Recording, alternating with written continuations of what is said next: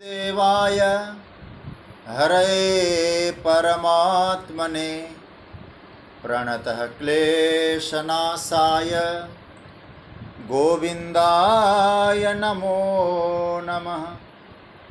नमः परमहंसा स्वादितचरणकमलचिन्मकरन्दाय भक्तजनमानसनिवासाय श्रीरामचन्द्राय। वागीशायस्य वदने लक्ष्मीर्यस्य च वक्षसि यस्यास्ते हृदये संवित्तं नृसिंहमहं भजे। गुरुर्ब्रह्मा गुरुर्विष्णुर्गुरुर्देवो महेश्वरः गुरुस्साक्षात् परब्रह्म तस्मै श्री गुरवे नमः। भगवत चरण कमलानुरागी सभी आत्मीय प्रिय जिज्ञासु प्रभु प्रेमीजन, स्वाध्याय परिवार से जुड़े हुए समस्त भगवत प्रेमीजन, आप सभी को मेरा प्रणाम वंदन, सभी का अभिनंदन। राधे राधे, जय सिया राम, जय श्री कृष्ण। प्रभु की मंगलमयी कृपा से हम सभी लोग विज्ञान के माध्यम से गीता स्वाध्याय चिंतन का लाभ प्राप्त कर रहे हैं। प्रभु की महती कृपा है कि हम सब इतने दिनों से स्वाध्याय चिंतन का आनंद ले पा रहे हैं। भगवान की कृपा से हम लोग 11वें अध्याय पर चिंतन कर रहे हैं। मुझे कुछ प्रेमी जनों ने कुछ संदेश देकर एक निवेदन किया है कि कल वाला जो सिद्धांत की आप चर्चा कर रहे थे उसको और स्पष्ट आप कर दें। 3 जो बात की चर्चा हुई थी उसको थोड़ा सा और स्पष्ट कर दें, तो मुझे लगता है आज इसी श्लोक पर ही हम लोग चिंतन करेंगे। और क्योंकि है ही बहुत महत्वपूर्ण, जो अंतिम वाक्य है वो तो स्वर्णाक्षरों में लिखने लायक है, निमित्त मात्रम भव सव्यसाची। तो उसी पर आज थोड़ा सा हम लोग चिंतन करेंगे। कल हम लोगों ने चर्चा की थी शुरुआत में, और मैं चाहूँगा कि आप लोगों ने मुझे कहा है तो मैं उस पर थोड़ा और डिटेल्स में आपके सामने कोई भाव रखने की कोशिश कर रहा हूँ। खूब ध्यान से समझने की आप लोग भी कोशिश करें। कर्म सिद्धांत समझने जैसा है। भगवान ने अर्जुन को निमित्त मात्र क्यों कहा है? कल हमने चर्चा में कही थी कि एक कर्मवादी है लोग हैं, एक ईश्वरवादी लोग हैं, एक कर्मवादी लोग हैं, एक उभयवादी लोग हैं। 3 पक्ष होते हैं। दुनिया कैसे चलती आखिर? ईश्वर की योजना से, ईश्वर की इच्छा से। कुछ लोग कहते नहीं, कर्मानुसार जो कुछ होता है हमारे कर्म के अनुसार चलता है। कुछ लोग कहते नहीं, कर्म भी और ईश्वर भी। आखिर मसाला है क्या? आखिर इस पर तत्व क्या है? सच्चाई इस पर क्या निकल सकती है? और एक पक्ष का मैंने कल संकेत मात्र किया था, जो वेदांत में कहा है। उसमें कहा गया कि जो पारमार्थिक दृष्टि से जगत का जो व्यवहार है वो वेदांत कहता है आविद्यक है, अविद्या से प्रेरित है, अविद्या मूलक है जगत व्यवहार, सीधा वेदांत कहता है।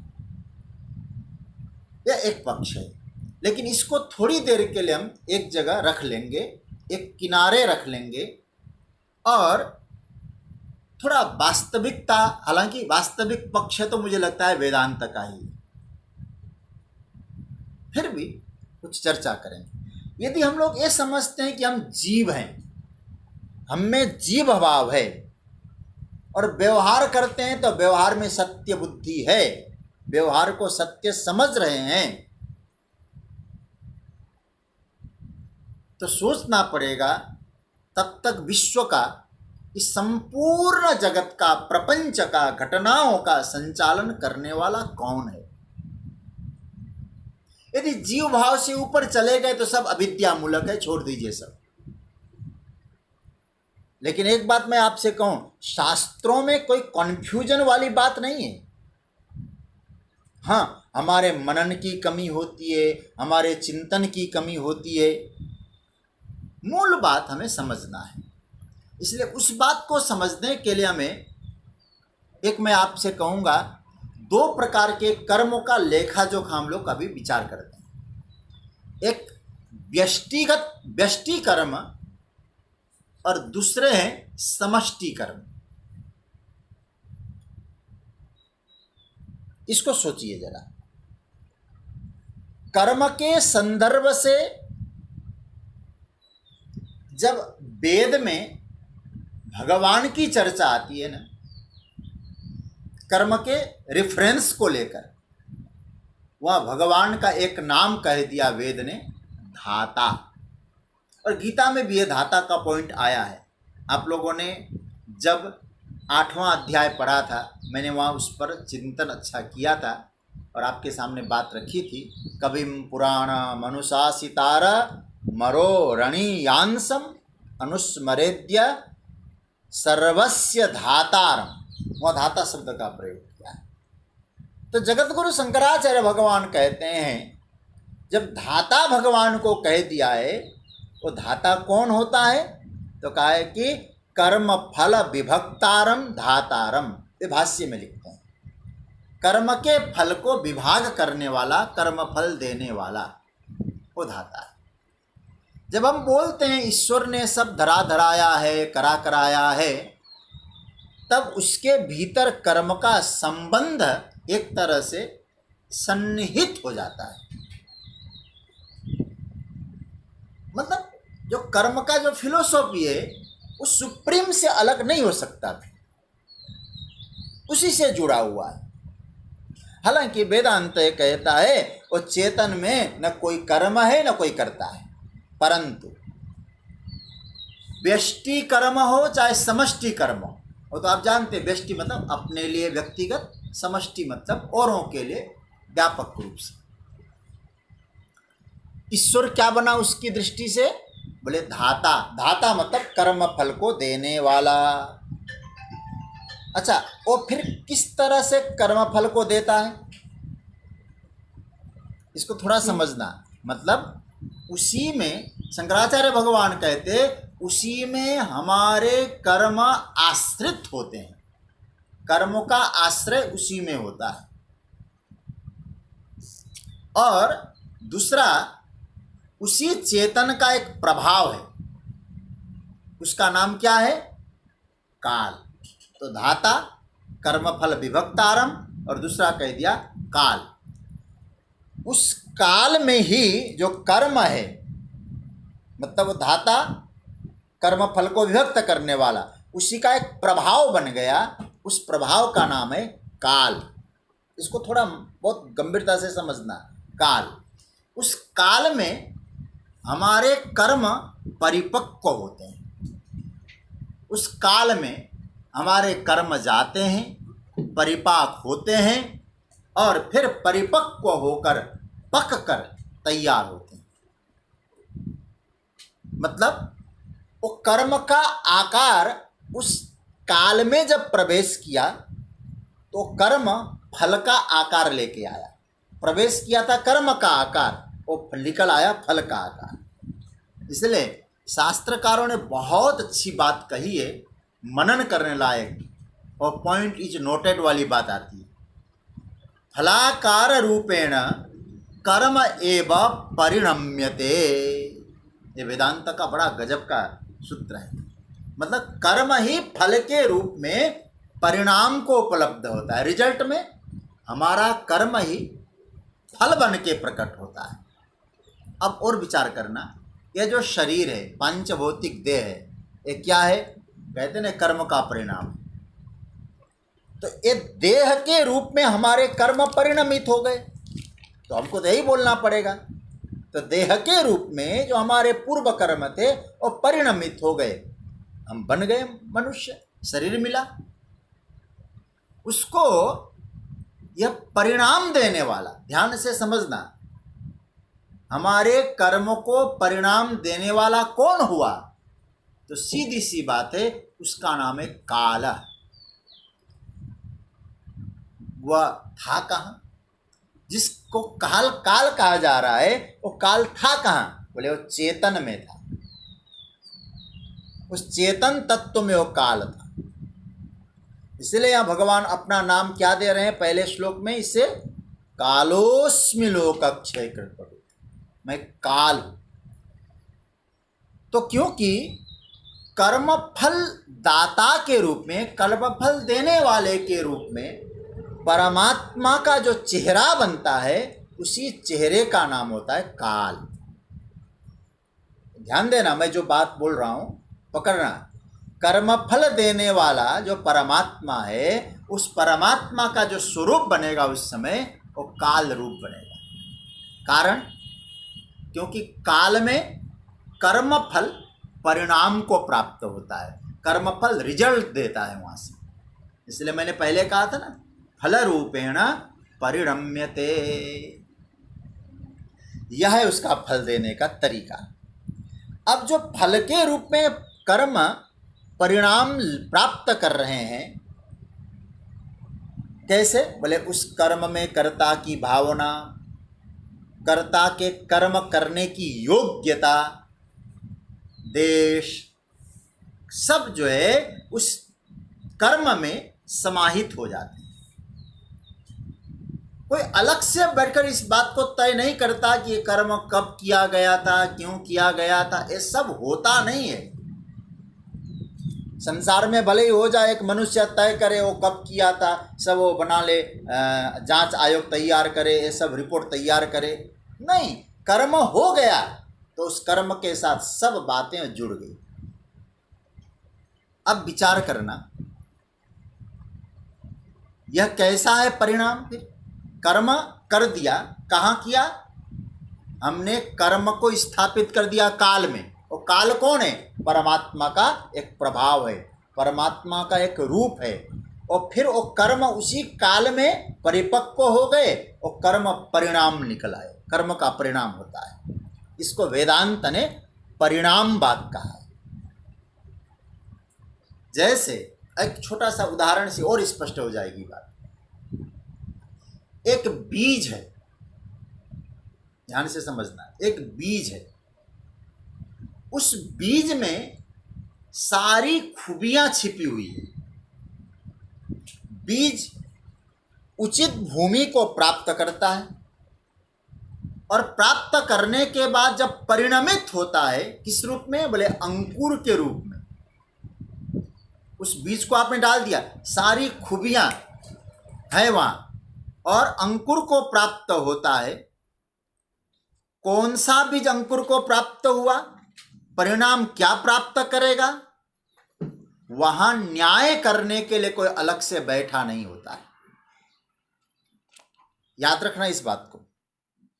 वह जो क्षमता है, उस बीज में जो विशेषता होती है, किसमें होती है? कोई दूसरा तय नहीं करता, उसी बीज में जो है वो तय होता है। धान का है तो धान निकलेगा, गेहूं का है तो गेहूं निकलेगा। परिणमन इस प्रकार से होता है, लेकिन सारा उस बीज में मौजूद होता है। इसलिए हम लोग कभी कभी क्या कहते हैं ना, लोग व्यवहार में, बोला पेड़ बबूल का तो आम कहाँ से खाएं, ये बोला जाता है। तो नियम क्या है, व्यवस्था क्या है? उसी बीज में सारे कर्म सन्निहित होते हैं, सारी व्यवस्थाएं होती है। तो यहाँ तक तो आप लोगों को थोड़ा कठिन भी लगा होगा, लेकिन आप लोग समझ गए होंगे, तो ठीक है। इसी तरह से कर्म में तो सारी बातें अंतर्निहित हो जाती हैं। कौन कौन सी?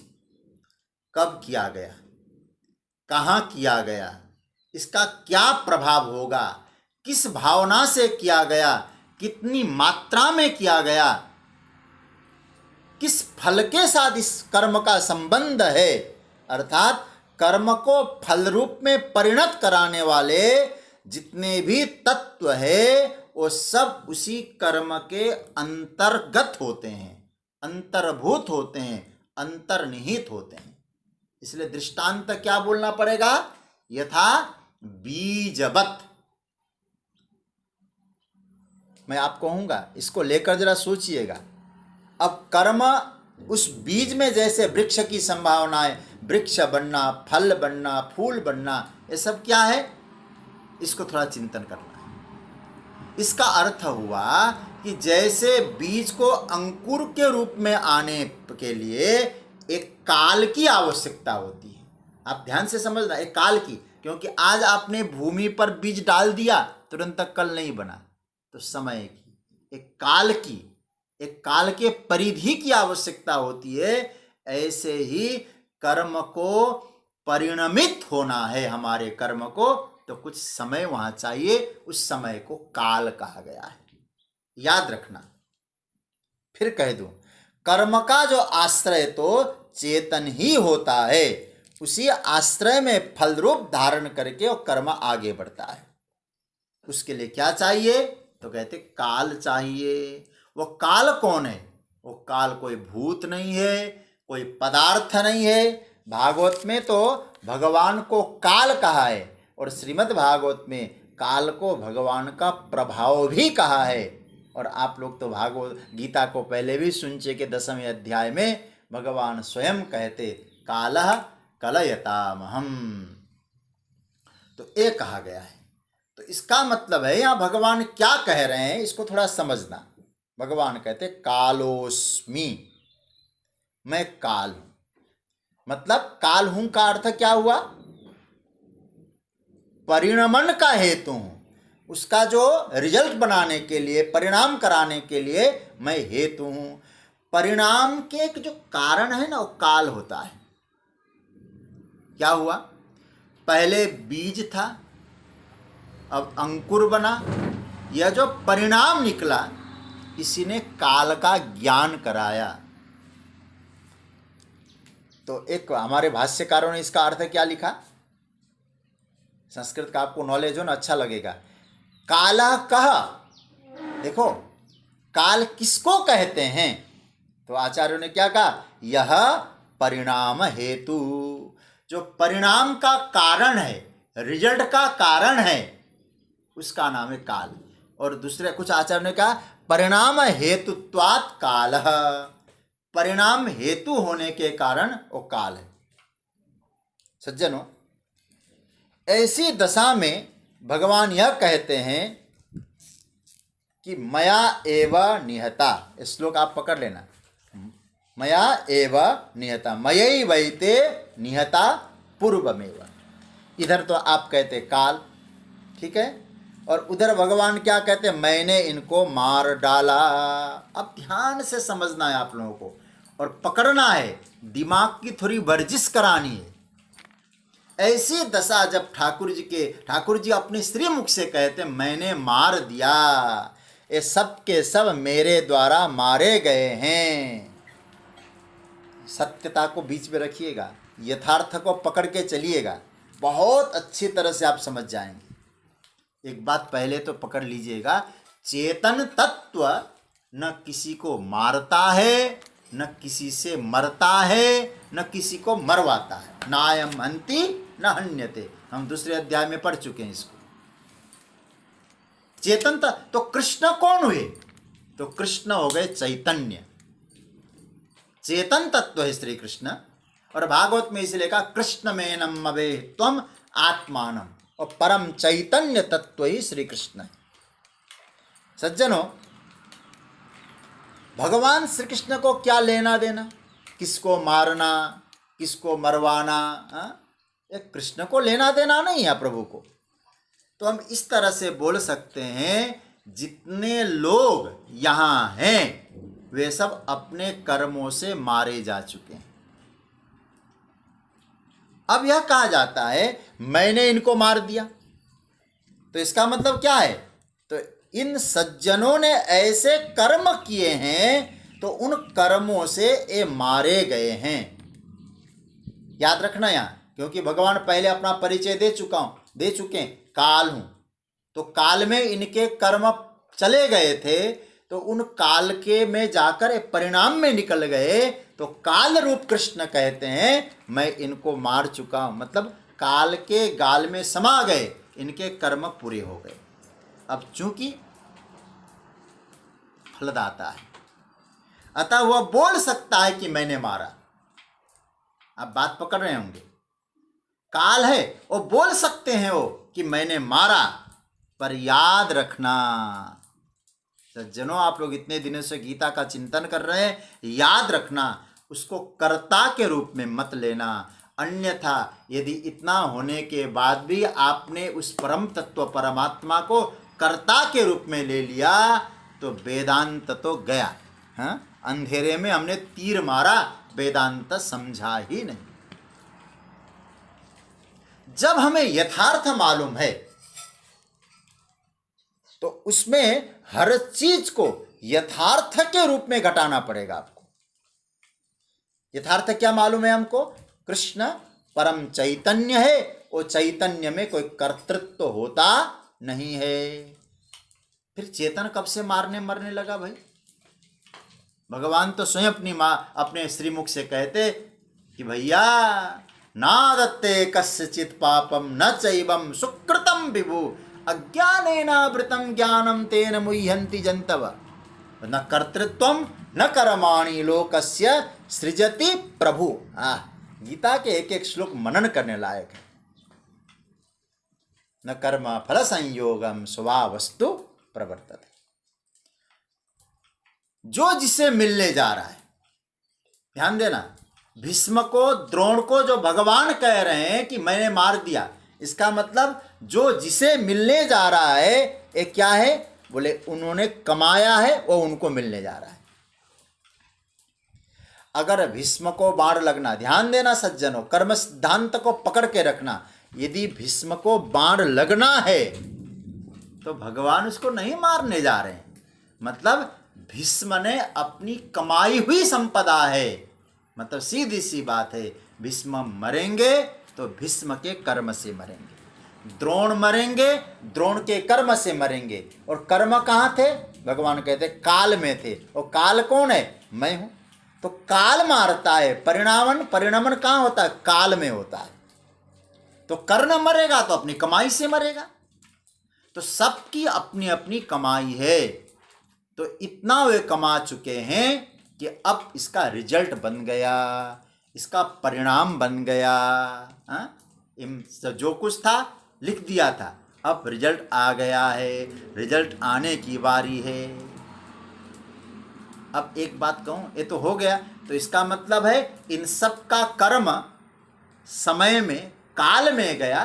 तो आज भगवान कृष्ण काल रूप बन के आए तो इनको मारेंगे, तो इसका मतलब है भगवान नहीं मारेंगे, समय के अनुसार उनके कर्म ही उनका वध करेगा।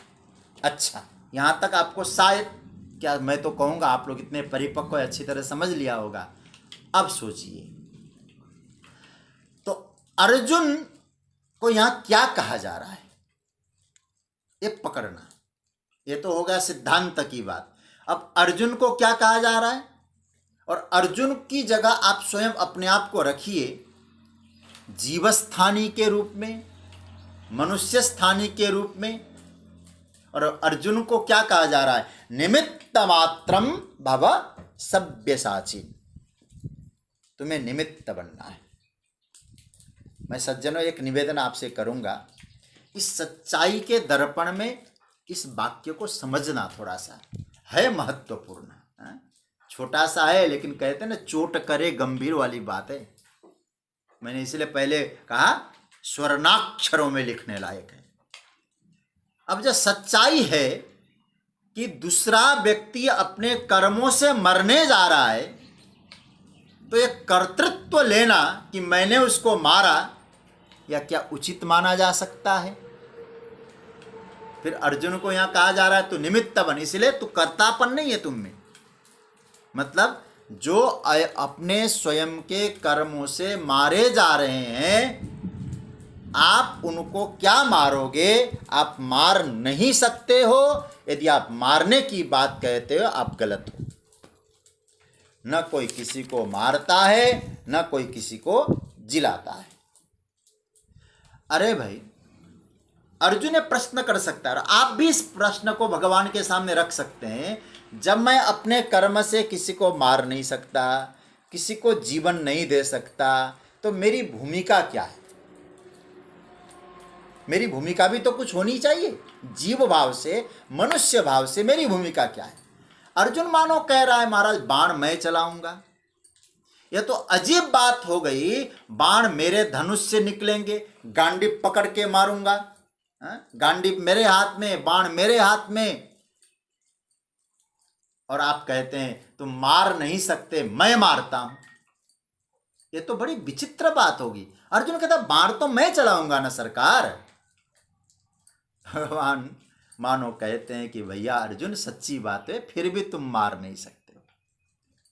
तो मैं बाण किस रूप में चलाऊंगा जब मार ही नहीं सकता हूं? तो मेरी जरूरत ही क्या है? सच्ची बात, सचमुच में कहें, जरूरत उरूरत कुछ नहीं है। तुम्हारी भी जरूरत नहीं है। अब ध्यान देना, इस पंक्ति को पकड़ के रखना, समझना इस गीता के सूत्र को। क्यों जरूरत नहीं है? ऋते पित्वाम न भविष्यन्ति काल। ये पकड़, क्या गजब का सूत्र है। तेरे बिना भी होगा, तेरी कोई जरूरत नहीं। कैसे? अगर उनके कर्म ऐसे हैं, उनको मारना चाहिए, वे मरेंगे।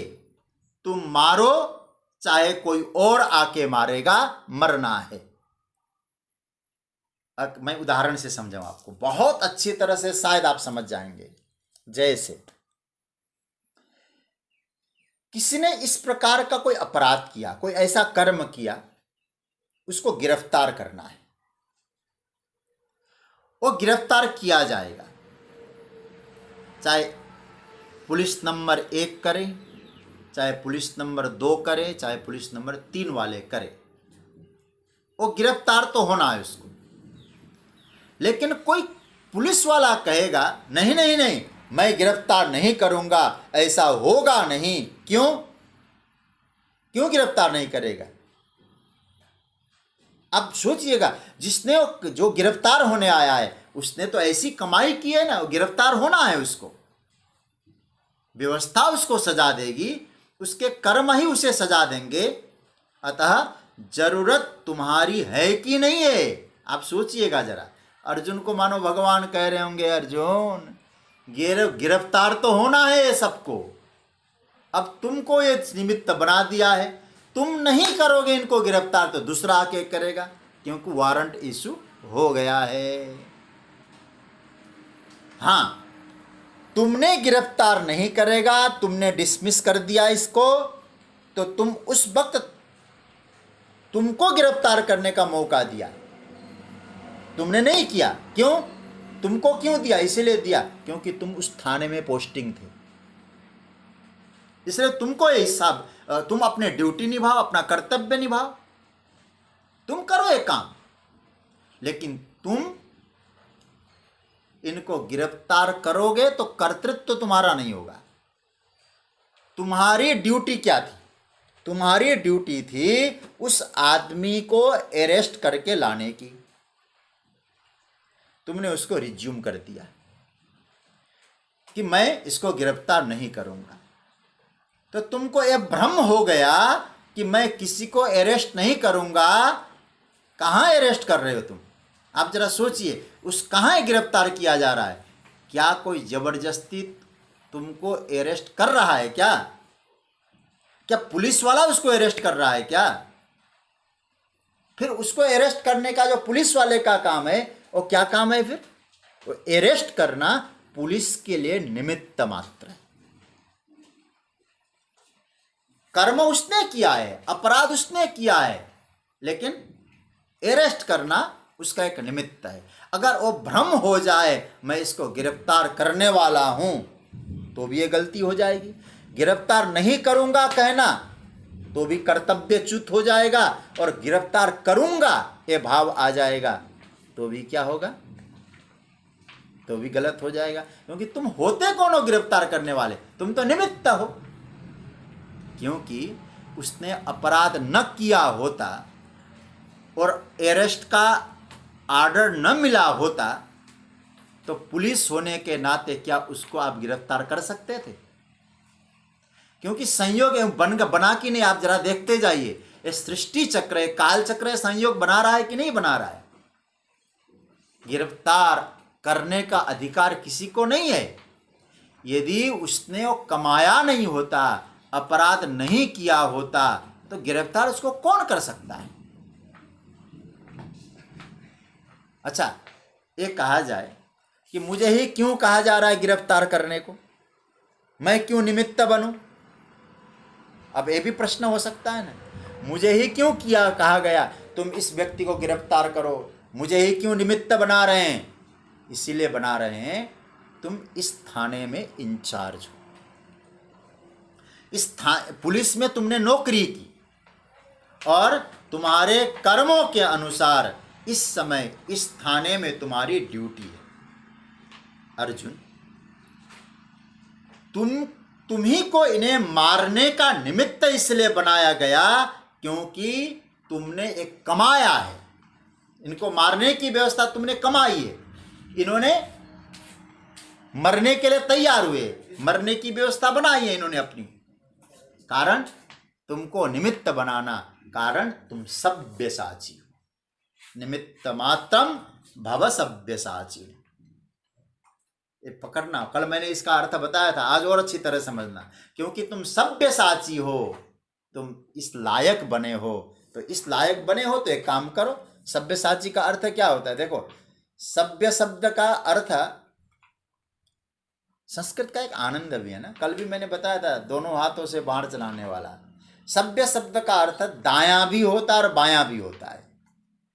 ये बड़ा गजब का है, संस्कृत का एक आनंद है। जैसे मैं भागवत जी में जब नारद शब्द की व्याख्या करता हूं तो नार शब्द के अर्थ है दो। देखिए, है तो एक ही शब्द नार, उसका अर्थ अज्ञान भी होता है और नार शब्द का अर्थ ज्ञान भी होता है। अज्ञान भी होता है और ज्ञान भी होता है। तो हम उसका अर्थ कैसे करते हैं? नारद नारम ज्ञानम ददाति इति नारद। नारम ज्ञान को देने वाला, और नारम को अज्ञान कहेंगे। नारम अज्ञानम द्यति खंडयति, दो अवखंडने धातु से द्यति बनता है, तो नारद। तो नारम शब्द के दो अर्थ हो जाए, ज्ञान और अज्ञान। और ऐसे सभ्य शब्द का अर्थ है दायां और बायां। तो इसका मतलब यह है कि भगवान ये कहना चाहते तुम सभ्यसाची बनने की बड़ी तैयारी कर रहे थे। सभ्यसाची बनने की बड़ी तैयारी की, मतलब सीधी सी बात है। अभी गिरफ्तार की बात मैंने कहा ना, तुम पुलिस में भर्ती हुए, बस सभ्यसाची बने तो पुलिस में भर्ती तो हो गए, हुए कि नहीं? थोड़ा दृष्टांत मिला ना। जैसे वो पुलिस में भर्ती हुआ तो तुम्हारा कर्तव्य क्या बना? उसने कर्म किया है उसको गिरफ्तार करो, तुमको निमित्त बनाया। तुमने भी पुलिस में पहुंचने के लिए कमाया और उन्होंने भी अपराध करके अपराध को कमाया। तुम्हारा कर्तव्य बनता है उसको गिरफ्तार करो, और गिरफ्तार करने के लिए तुम्हारे पास पावर क्या है? वारंट इशू हो गया, तुमने गिरफ्तार नहीं किया, ऑर्डर आया है, हुआ है। इसी तरह से अर्जुन, तुमने पुलिस में भर्ती ली, ये अर्थ करो। मतलब मेहनत करके तुम इस डिपार्टमेंट में आ गए, इस विभाग में आ गए, तुमने बड़ी कुशलता हासिल की। कैसी कुशलता हासिल की? दाईं ओर से भी, दाईं बाहु से भी और बाईं बाह से भी आप तीर चला सकते हो, धनुष चला सकते हो। तो इसका मतलब है तुम सभ्यसाची हो। इधर तो सभ्यसाची बनो हो, तुम्हारी योग्यता है। और उन्होंने क्या कमाया? उन्होंने मरने को कमाया है। इनका कर्म पूरा हुआ, क्योंकि मैं काल रूप बना हूं, इनके कर्म का परिणमन कर चुका हूं, परिपक्व कर चुका हूं, पक चुके हैं, ये गिरफ्तार होने वाले, मरने वाले हैं। बस ये तुम्हारी योग्यता, अपना कर्तव्य पूरा करो, लेकिन कर्तृत्व भाव से नहीं, निमित्त भाव से। एक बात और कहूँ, मैं जैसे कथा करता हूँ भागवत जी की, रामायण जी की, जो ठाकुर जी ने के जो सुनना चाहते हो कथा करता हूँ। अब मैं आपसे कहूँ, यदि कोई मुझसे, अब जैसे कथा के लिए मैं 12 महीना यात्रा में रहता हूँ, तो मैं जैसे कथा के लिए मैं जाता हूँ, अब कोई एक्सीडेंटल हमको कथा के लिए कोई बुलाता है क्या? भैया सच्ची बात तो यह है, मैंने इस विभाग को चुना है। मैं इस विभाग में भर्ती हुआ हूं। मैं पुलिस में भर्ती हुआ हूं, जैसे पुलिस में वो भर्ती हुआ है, मैं इस विभाग में भर्ती हुआ हूं। अब मैं कोई मार्केटिंग तो कर नहीं सकता, कोई अकाउंट का काम तो कर नहीं सकता, कोई जुडिशियल का काम तो कर नहीं सकता। जो मैंने पाया है मैं वही तो करूंगा। अर्जुन सब्यसाची बना तो सब्यसाची बन के वो काम कर, मैं कथावाचक बनाऊं तो मैं वो काम करूं। लेकिन एक कहूं कि मैं उन अज्ञानियों को तार रहा हूं, ये मेरा कर्तृत्व हो गया। मैं उसको मार रहा हूं, ये मेरा कर्तृत्व हुआ, क्योंकि उनका तो समय पूरा हो रहा है, तुमको निमित्त बनाया और सब निमित्त से काम चलता है। ये मेरी कमाई है। इसलिए मैंने क्या योग्यता अर्जित की है, उसी के अनुसार मुझे ये जो सिस्टम है ना भगवान का, काल का जो सिस्टम है, मैंने क्या योग्यता हासिल की, ये जो सिस्टम है, उस समष्टि की जो व्यवस्था है, उस समष्टि की जो व्यवस्था, वो सिस्टम समष्टि की व्यवस्था के अनुसार मेरी नियुक्ति करेगा। इसलिए मैं एक बात आपसे कहूँगा, संसार में कोई भी अनुपयोगी नहीं है। सिस्टम ने सब व्यवस्था बना रखी है। और सज्जनों, परंतु सामने वाले को जो फल मिल रहा है, उसको मैं अपने आप को फल देने के लिए मैं अपने आप को फलदाता न मानूं। बस याद रखना, उनको मिलना था, मैं अपने आप को फलदाता न मानूं। सामने वाले को जो फल मिल रहा है वह उसकी कमाई है। एक उदाहरण से समझते हैं। एक जल्लाद, आप जरा सोचिए, किसी को फांसी देने जा रहा है जल्लाद, तो यह उसके हाथ से वो मरा, यह सत्य है, लेकिन यह सही नहीं है कि उसने मारा, क्योंकि ऑर्डर ना आया होता वो क्या कर सकता था? तो जल्लाद को बदनामी नहीं किया जाएगा इसने मारा, क्योंकि उनका कर्म पूरा हो गया। वो जल्लाद नहीं होता तो दूसरा जल्लाद आता, समय पे उनको फांसी होनी थी। इस नियम को हमें पकड़ना होगा।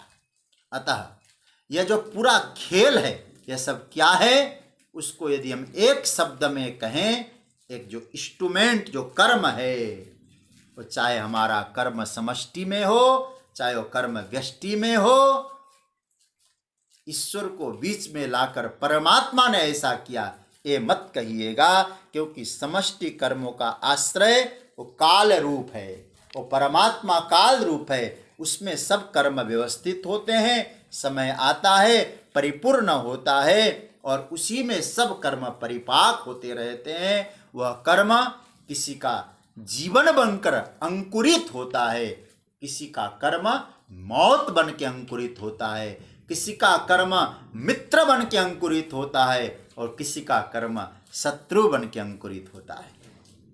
इसलिए कर्म ही फलाकार होकर हमें फल का आकार लेते हैं कर्म, और परिणाम प्रदान करते हैं। यहाँ जो बात कही जा रही है, सनातन धर्म में, वैदिक परंपरा में जो बात कही जा गई है सज्जनों, जो नियतिवाद है अथवा कर्मवाद है, याद रखना, वास्तव में देखा जाए, ये जो कर्मवाद जो है ना, जो ईश्वरवाद है, वास्तव में कर्मवाद का ही दूसरा रूप है, क्योंकि वो कालोस्मी कह चुके हैं। इसलिए कर्मवाद में और ईश्वरवाद में कोई अंतर नहीं है, बात तो एक ही है। मूल में दो पक्ष है ही नहीं, न कर्मवाद कहें न ईश्वरवाद, मतलब दोनों केवल एक है। सच्ची बात तो यह है, जो कर्म किया है वो कर्म आपका अधिकार है। कर्मवादी ईश्वरवाद है, ईश्वरवादी कर्मवाद है, क्योंकि ईश्वर हमारे जीवन में कर्म फल का दाता बनता है। वेद में ऐसा कहा, लेकिन जब किस रूप में आता है? कर्म को परिपाक करने के लिए काल रूप में आता है। इसलिए कृष्ण कहते हैं वो काल के अनुसार, समय के अनुसार जैसे बीज जाता है वृक्ष के रूप में आता है, वो समय जो लिया है उसने सर्वकर्म को संपादित करने का, उसी समय को हम लोग फल कहते हैं। इसलिए भगवान कृष्ण कहते कर्मण्येवाधिकारस्ते माँ फलेषु कदाचन। क्योंकि कर्म चला गया, वो कैसा फल देगा?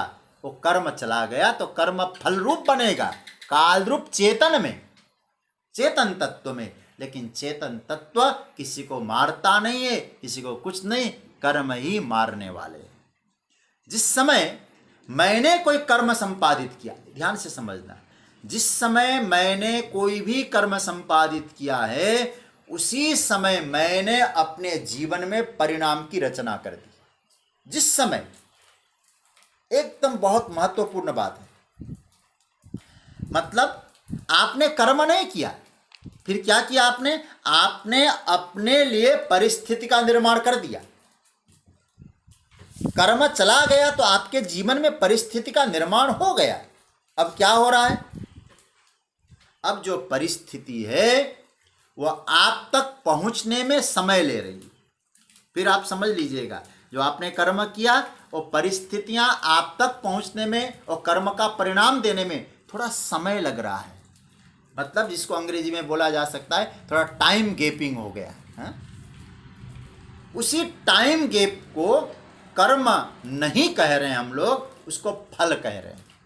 वही कर्म तो वही है, लेकिन थोड़ा सा समय लग गया और फल रूप में परिणत हो गया, तो इसको हम लोग कहते हैं। सच्चाई यही है, जिस क्षण हमने कर्म किया है, मैंने कर्म का संपादन किया, मैंने परिस्थिति का निर्माण तुरंत कर दिया है। हाँ, वो प्रकट होने में समय लग रहा है, उसी का नाम है काल। वो काल है भगवान। भगवान में कर्म सन्निहित हो गए, मतलब काल रूप परमात्मा में। जब मैंने अपने लिए परिस्थिति बनाई तो दूसरा व्यक्ति ऐसी परिस्थिति दे रहा है, कहना कितना सही है। फिर आप सोचिएगा जरा, जो व्यवस्था हमने बनाई है जगत में, जो कुछ मिल रहा है हमको, अब हम कहेंगे नहीं इसने किया है। भगवान कहते हैं नहीं, ये सब तुम्हारी कमाई थी, समय लग गया, अब प्रकट हो रहा है। यही तो अर्जुन को कहा जा रहा है, अर्जुन यदि तुम नहीं तुम यदि ऐसा कहोगे मैं मारूंगा अथवा मैं नहीं मारूंगा, ये सब तुम्हारा भ्रम मात्र हो जाएगा। सच्चाई क्या है? सच्चाई क्या है? सच्चाई यह नहीं है कि मैं किसी को कर्म का फल दे सकता हूं, वो मुझ में सामर्थ्य नहीं, मुझे निमित्त बनाया जा रहा है। भीष्म को किसी ने नहीं मारा है। भगवान ये कहना चाह रहे हैं, आप विचार करना, मयि वैते निहता, मया कालेन शब्द लगा लेना, मया कालेन एव निहता, समय के अनुसार ये मर गए, इनकी आयु पूरी हो गई। एक कुरुक्षेत्र कोई एक्सीडेंटियल बात नहीं है। कुरुक्षेत्र का युद्ध वो सब व्यवस्था बनानी थी और कर्म का परिपाक हो रहा था। इसलिए भीष्म को किसने नहीं मारा? भीष्म को भीष्म ने मारा, द्रोण को द्रोण ने मारा, उसके कर्म ने मारा, कर्ण को कर्ण के कर्म ने मारा। अब जरा सोचिए, जो अंबा है ना, भीष्म को देखिए जरा, वो अंबा जो है, यदि अगर उन्होंने अंबा जी के साथ कुछ ऐसा वैसा नहीं किया होता तो क्या अंबा शिखंडी बन के प्रकट होती? आप सोचना जरा। अब फिर तो शिखंडी जब तक नहीं बनता, शिखंडी सामने नहीं आए, तो भीष्म तो बाण छोड़ने वाले नहीं थे। तो भीष्म बाण छोड़ने वाले नहीं थे तो शिखंडी ने कितनी बड़ी भूमिका निभाई। अब हम लोग कहेंगे नहीं, शिखंडी न होता तो अर्जुन के बाण भी धरे रह जाते, तो शिखंडी भी तो एक कारण बना। ठीक है, अर्जुन धनुर्धारी सब कुछ था, गांडीव हाथ में लेकर तमंचा से, गांडीव से बाण छोड़ता तो भीष्म मर जाते, गुरुवर द्रोण मर जाते। कभी आप सोचिएगा इन विषयों पर, तो हम लोग ये कहेंगे नहीं मैंने किया, उस कर्म को करने में कितने निमित्त बन जाते हैं। कितने होते हैं निमित्त? तो फिर कर्तृत्व का अभिमान करने का कहाँ हमारे पास संयोग है? इसलिए याद रखना, जैसे शिखंडी निमित्त बना वैसे अर्जुन तुम भी निमित्त बनो। इसलिए मैं ये कहना चाह रहा हूं अर्जुन कि जो कोई कार्य संपन्न होता है सब अपनी अपनी भूमिका अदा करते हैं, अपने हिस्से का जो है वो आप करिए। मैं कल भी जो बात कह चुका हूँ यही कह चुका हूँ, भगवान काल रूप सब काम कर रहा है। भगवान का मतलब यहाँ काल, क्योंकि कालोस्मि लोकक्षय कृत प्रवृत्तो, काल अपना काम कर रहा है। काल ने अपना काम किया, तुम्हारे हिस्से में क्या है वो तुम करो, लेकिन कर्म में ही करना है तुमको। कर्मणि एव अधिकारस्ते मां फलेषु कदाचन। इस श्लोक पर मैंने लगभग 3 दिन तक चिंतन किया था। तो इसका मतलब ये हुआ कर्म में आपका अधिकार, कर्मणि एव, कर्म में ही जो सामने आया है वो तुमने तैयार किया है। तुम इस डिपार्टमेंट में आए हो, तुम इस विभाग में आए हो, अपने विभाग के कर्म को निष्ठा से करो। उनको जो मिल रहा है ये उनकी कमाई है, लेकिन करते समय कर्तापन नहीं रखना। क्या रखना? आप करते समय निमित्त बन के करो। इसलिए अर्जुन को भगवान क्या कह रहे हैं? निमित्त मात्रम भव सव्यसाची। इस श्लोक का मैं आज विराम दूंगा, ध्यान ये देना है, इस पर 2-3 बातें पकड़ना है। यहाँ भगवान कहते तस्मात् तुम उत्तिष्ठ, खड़े हो जाओ। तस्मात् इसलिए क्योंकि ऊपर काल कह चुके हैं, तो सब काल की व्यवस्था है। तुम उत्तिष्ठ, उठो। यशो लभस्व, तुमको यश मिलेगा। जित्वा शत्रुन, शत्रुओं को जीतो, जीतकर भुंक्ष राज्यम समृद्धम, ये तुमने कमाया है, तुम्हें मिलना है, ये कर्म तुम्हें दे रहा है। और रही बात इनको मारना, ये तो मर चुके हैं। किसके द्वारा? मेरे द्वारा। आपने मारा, मैंने तो देखा नहीं। अरे अर्जुन जरा सोचो, मैं जो कह रहा हूं मैंने मारा, मैं अपना नाम क्या कह चुका हूं पहले? कालोस्मि। काल के द्वारा, समय के कड़ाही में ये सब अपना कर्म को परिपक्व कर चुके हैं। इनको इस समय मरना ही है, गिरफ्तार होना ही होना है, क्योंकि इनका कर्म पूरा होने वाला है। तुम नहीं गिरफ्तार करोगे तो दूसरा करेगा। तुम तो इस विभाग में आए हो, अपने विभाग के काम को करो। इसलिए जित्वा शत्रुन, जीतो तुम। वारंट इशू हमने काल ने कर दिया इनको, मतलब मैंने, मतलब काल ने वारंट इशू कर दिया, गिरफ्तार करो, जल्लाद बनो, फांसी दो इनको। लेकिन कर्तृत्व तुम में नहीं आना चाहिए। और मयैवैते निहता पूर्वमेव, मया कालेन एव निहता पूर्वम, पहले ही तैयार कर चुके हैं। तुमको क्या बनना है? निमित्त मात्रम भव सव्यसाची। आपको केवल केवल निमित्त बनना है। देखो, निमित्त जो होता है किसी भी कार्य को करने में, कभी कभी आप सोचिए, कल भी मैंने एक उदाहरण दिया था, एक निमित्त नहीं होता है, कई निमित्त होते हैं। कई निमित्त होने के कारण कोई तो अपने आप को छोटा सा निमित्त, कोई बड़ा निमित्त, सब है। एक के बिना कोई पूरा नहीं होता है। आप अब सोचिएगा, भीष्म को मारने में शिखंडी का हाथ है कि अर्जुन का हाथ है, कि अर्जुन के गांडीव का हाथ है, कि श्री कृष्ण का हाथ है, कि किसका हाथ है? युक्ति किसने बताई? आप सोचिएगा जरा। अब फिर अर्जुन क्यों कहें कि मैंने मारा? इसलिए अर्जुन, तू नहीं मारने वाला, तू तो निमित्त बनेगा। निमित्त मात्रम भव सव्यसाची, ये सूत्र पकड़ना। और ये बहुत बहुत बहुत महत्वपूर्ण प्रकरण है। फिर मैं आपसे कह दूं, जितना अधिक से अधिक हो इसका चिंतन करिएगा। लेकिन एक बात मैं आपसे कहूँगा, कभी भी कर्तापन सामने ना आए, क्योंकि कर्तृत्व आ जाएगा, ये श्लोक नहीं घटेगा जीवन में, क्योंकि काल ने सब कर दिया है। काल की बड़ी महिमा गाई गई है, ये चर्चा मैं कर रहा हूँ। लेकिन आज चर्चा को विराम दे रहा हूँ, लेकिन एक बहुत ध्यान से सुनिएगा।